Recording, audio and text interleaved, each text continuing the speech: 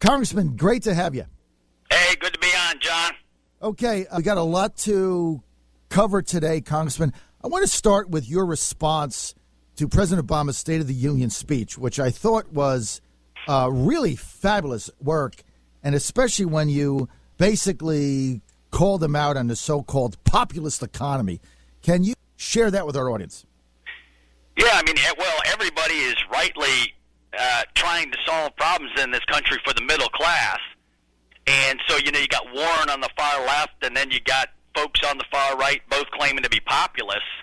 But I mean, I've never heard of a true populism which says, "Hey, let's attach ourselves at the hip with the central government," and that's in effect what President Obama did the other night in the State of the Union in its entirety. Right? Just we're gonna take more control of your life across the border. Obamacare, 1/5 of the economy is not big enough now. Education, free community college, da da da da da, and so he linked this populism to what he calls middle class economics. And under his stewardship, the real economy is not thriving. He tried to throw out a few stats, but if you take away the $3 trillion from the Fed. If you take that out of the economy, the stock market will, plummet tomorrow. Right. And if you take away the $500 billion in deficit spending we're doing every year and putting on the backs of the kids, if you took that away, and you asked me as an economist, what's the real economy look like underneath it? It's laughable. And so I just went into the real economics. Last time I checked, businesses create jobs and create wealth, and businesses need capital. And under his stewardship, capital accumulation is flatter than a pancake. And human capital, our kids are not doing well in science and math and innovation. And so the choice couldn't be more stark, right? If you want to do populist economics, I'd stick with the Republicans because we have solutions for getting the economy going for real. Well, look, Congressman, the whole thing is ridiculous because, I mean, if you understand anything about economics, I know you're an economics professor. You've got a doctorate in it. That's what I've got my advanced degree in. Yep. Capital formation creates jobs. And so if you raise the capital gains tax, you contract that. People don't take their money out. They don't invest it in anything. So then you don't get job creation. Not only that, he says middle class.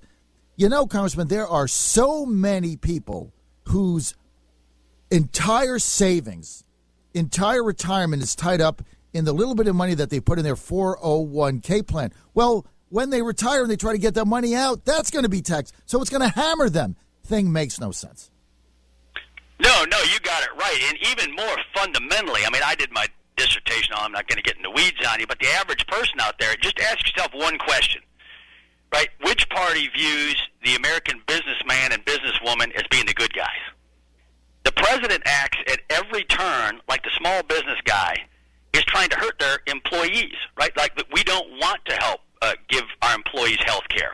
We don't want to help them in every which way with higher wages. That's absolutely false, and it's a totally negative view of what's made America great. I walk thousands of doors. Mm-hmm. Every small business person I know, and the big, right? There's no contradiction, but 70% of all jobs are with small business. They're all like family with their employees. They're trying to give them health care, and because of Obamacare, they can't. And at the end of the day, we're graduating kids from K to 12 now. And do this, right? I mean, you media guys, go out and have some fun. Go interview 100 kids and ask them and film them and ask them what's a business, mm-hmm. right? I mean, you could have Letterman beat with answers to that question coming out of K to 12. Ask the senior Absolutely. kids coming out of high school, hey, can you tell me in real brief what's a business? Right. And the answer, they won't know. Yep. So how in the world, President Obama, he wants free this and free higher ed and all that, but he doesn't want what's fundamental, and that's these kids having a job in a business. And I think it's that simple. Unbelievable. It's what I call insane economics. Yeah, I mean, it is. It's insane. It's complete insanity. Congressman, one issue, you've been on my show many times. It's my number one issue is immigration, illegals, and securing the southern border of the United States. Now, today we understand that Chairman McCall has a so-called security bill, border security bill. Alabama Senator Jeff Sessions, who has been a rock star in the Senate and trying to bring some sanity to this thing, has blasted it. What say you?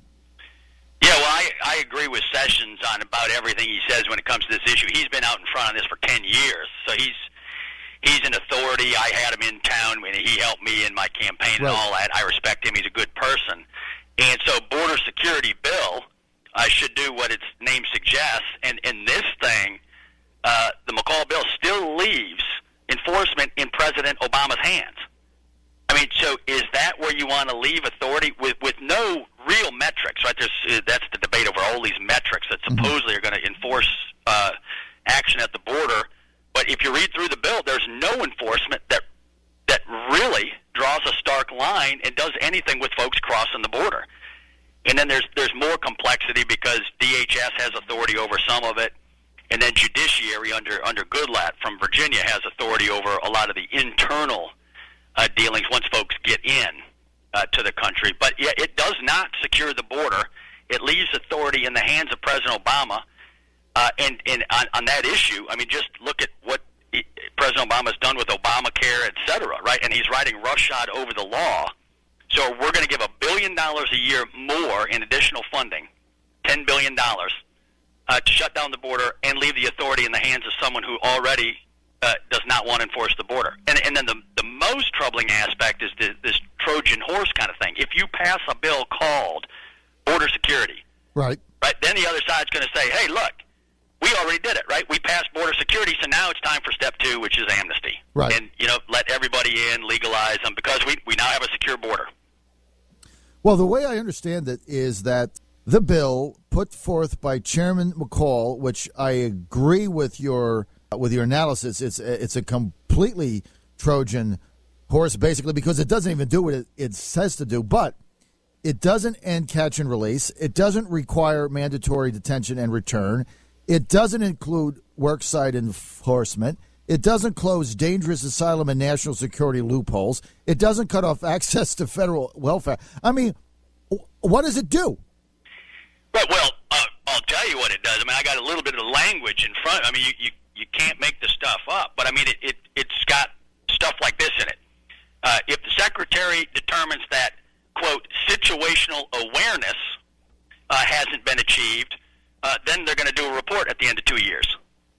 I mean, so that it's Washington jargon.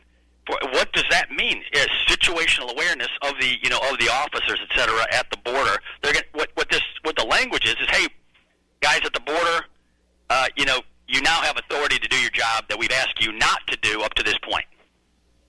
Right. And it's about that simple. So do we trust that under Obama's executive powers, he's going to actually put this in place? Or are we going to hand him a bill where he can say, hey, we just passed a bill and did border enforcement, so now, now that everything's safe, it's good to, do amnesty and go to phase 2. Well, that is exactly what is going to happen, and it's going to be another one of these things where we've got some in Congress who are going to be saying, just like you said, well, we've solved that, we've passed the bill, we're in good shape, but at the end of the day, as you said, Congressman, we're going to be turning this over to a commander-in-chief who has no desire to control the border. And this isn't hyperbole.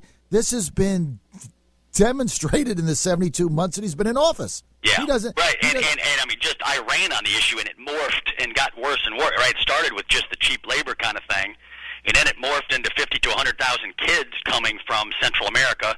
Then it morphed into national security concerns for real. Mm-hmm. And so now we have all of that, and in the face of that, this is, and just another simple thing, there's no mandatory E-Verify. That's the key piece, right? Right. It doesn't shut down the spigot. All the incentives are still in place for folks to come here. And until you do that, right, until you have some sort of biometric that, everyone says, well, we'll fingerprint everybody coming in. That's not the problem. Mm-hmm. The problem is when their visa runs out, how do you know that they've left? And what will you do then on the exit side? So it's on the entrance side, there's all, fluffy, nice-sounding language. But just keep your eye on the exit side, and 50% of the problem is folks that overstay the visas. That's 50% of the people that are here illegally. Unbelievable. Congressman, I'm just going to ask you straight up. I'm going to ask you, I know you've read the bill. First of all, we want to congratulate you for actually, somebody in there is actually reading a bill. Thanks for that. I'm just going to ask you straight up about 8 things that we have to do for border security, and tell our audience, to your knowledge, whether or not it's in Chairman McCall's bill. Why don't we go right down the line? Do we have mandatory E-Verify? No. Do we have mandatory detention and reportation for illegal entrance? No, and this is to the best of my knowledge. Right? I mean, there's tricky legal language on it, but I'll give you my gut feel as of my reading as of now. Do we have expedited deportation for illegal border crossers? No. Does it do anything to close asylum loopholes? Not much. No. Right. No, it doesn't. From what I've seen, does it do anything to bar access to welfare, tax credits, and other federal programs? Are there any penalties for the administration's continued failure to implement the biometric entry-exit system as required by law? No. Are there any penalties for the administration's continued failure to build 700 miles of the double-layer border fence that we've been promised since '92? No, they put in 26 miles, I think. And does it do anything to refuse visas to country with high overstay rates when, as you said earlier, people that come in on the visas and just overstay them? Is there any penalty for that? Nope, and you've hit it. I mean, that's it. There's the points you want to look for, and they're not there. So they basically went 0 for 8. Yep. So what's the point? The point is there's $10 billion in slush funds to do something with, and you hope that it's going to go toward the stuff you just said. But if you're a little, contrary, like I am once in a while, you read the bills carefully, then if the $10 billion doesn't go to what you want it to go for, there's $10 billion in a slush fund to help the status quo do what it's doing now. So how do we make people aware of Chairman McCall's border security bill that basically is an oxymoron? It's another kick the can down the road. It's another one of these, well, this is a hill we don't want to die on. This is a battle we don't want to fight right now. We'll fight it later. It's always later. Now what do we do? Yeah, well, you just do what we've been doing, and I think the word's out on it. I mean, the leadership use that as the base bill, and so they say they're going to listen. They say they're going to work it through regular order, which is a new thing around here. Mm-hmm. If they do that, that'll be good because we have live mic where everybody gets to go up in the conference and give input, and that's a good thing. And so they're going to hear from especially people on the border states that this isn't good enough, and so you want to give the benefit of the doubt a little bit. The speaker brought up, to his credit, those 5 amendments on blocking President Obama's illegal amnesty last week, mm-hmm. and he's got Netanyahu coming in a few weeks, and so they got the memo on a few things, and so I praise the leadership when they get it right, but this bill is nowhere near right yet. It's a red herring. This is all this is. It's a ploy. And I'm so glad you came on to make everybody aware of what is exactly going down right now. But there's another thing we agree on. I really thought Speaker Boehner's invitation to Bibi is a brilliant stroke. What say you? Yeah, no, absolutely. Hey, and just as a footnote on the last point, you said, what can people do? Yes. I mean, call up the Chamber of Commerce, right? They were in favor of a lot of this cheap labor stuff going forward. And, so have people call them and ask them for their input on this, to hold their feet to the fire a little bit, to make sure that they understand that they represent business, but they also represent the American people who own those businesses. Well, look, Congressman, the U.S. Chamber of Commerce and Bill Donahue, I think the guy makes $9 million or something.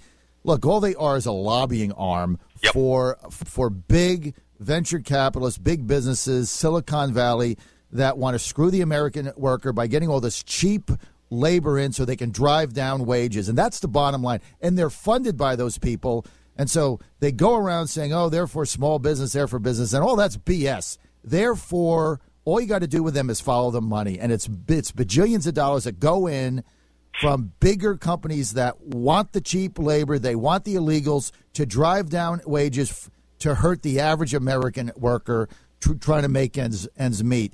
So let's just be honest with that. That's what I want. My job is to represent the American people, not no special interest. And so the American people can go do their homework and investigate what you just said, and they'll find out these entities. In my stump speech early on in my campaign, I always used to say the motto of the CEOs in this country back 50 years ago, with Truman and Eisenhower and all these guys, was, as General Motors goes, so goes the nation. And unfortunately, that line has changed. Now it's we can make earnings or profits within any environment. And so the success of the United States macroeconomy is no longer intimately linked to corporate earnings in the short run. And we have to return that, or we're in dire, dire trouble. These are the most powerful people in the world, and the CEOs, and I want them to be on our side. They clearly have to be on the Republican side if they want economic growth and are serious about it, and they're smart enough to know that. And so if anybody is opposing a guy like me who's free market, pro-business across the board, and wants what's best for GDP growth for this country and the rule of law that helped get us there, if I'm in tension with that, we got serious problems in this country. All right, that's going to be the final word. We're out of time. We want to thank 7th District Republican Congressman Dave Brat for being with us. He represents the Central Virginia area, and we are sitting right now in the center of our universe, which is right in the middle of his congressional district. Thanks for being with us, Dave. Hey, thanks, John. Hope everybody goes out, check out the Facebook and webpage and all that, and keep abreast. We'll try to keep our votes and all the information up there on a daily basis. Go to DaveBrat.com. DaveBrat.com.